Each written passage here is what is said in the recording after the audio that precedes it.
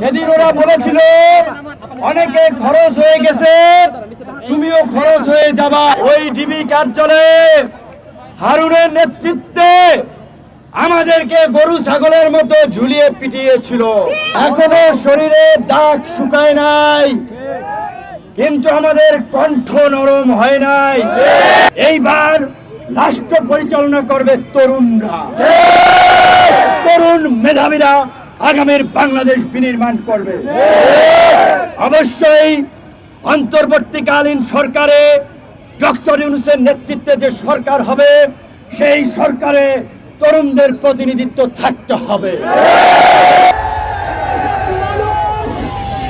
প্রথমে আপনাদের মাঝে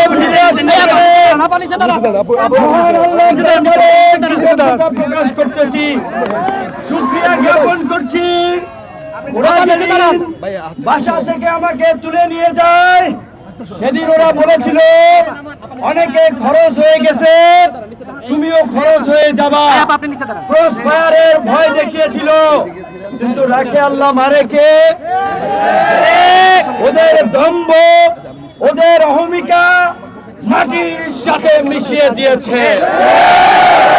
ওই ডিবি কার্যালয়ে হারুনের নেতৃত্বে আমাদেরকে গরু ছাগলের মতো ঝুলিয়ে পিটিয়েছিল। এখনো শরীরে দাগ শুকায় নাই, কিন্তু আমাদের কণ্ঠ নরম হয় নাই। আমরা মাথা নত করি নাই। আদালতে যখন তুলেছে, আমরা বলেছিলাম হাসিনার 90% পতন শেষ, ছাত্র জনতা ধাক্কা দিলে পড়ে যাবে। আমি অভিনন্দন শুভেচ্ছা জানাই এদেশের মা বোন ছাত্র জনতাকে, যারা আমাদের আহ্বানে ছাত্রদের সাথে কাঁধে কাঁধ মিলিয়ে রাজপথে নেমে নব্য ফেরাউন হাসিনার পতন নিশ্চিত করেছে।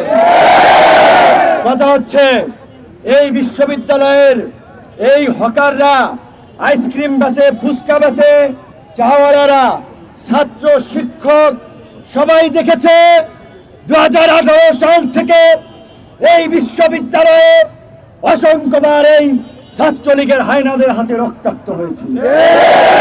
কিন্তু যেই বিশ্ববিদ্যালয় আমাদের মাথা উঁচু করে দাঁড়াতে শিখিয়েছে, যেই বিশ্ববিদ্যালয় আমাদের স্বাধীনতা, সার্বভৌমত্ব, মানুষের অধিকারের জন্য লড়াই করতে শিখিয়েছে, আমরা সেই বিশ্ববিদ্যালয়ের আদর্শ ধারণ করে